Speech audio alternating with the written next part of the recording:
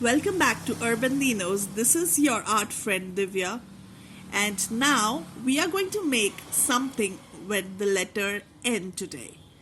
So, first of all, what we'll do is we will join this and this, turning it into a rectangle, and after this, we will make a circular kind of a shape on top of this.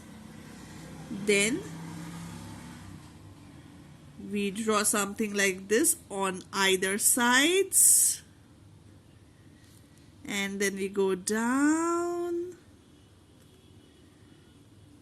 and make two. We draw another slanting line parallel to the one in the middle. Draw a line here. Any guesses? You are correct. We are making a ninja. N is for ninja. N I N J A. Ninja. Do share your comments. Enjoy coloring and drawing. Bye for now.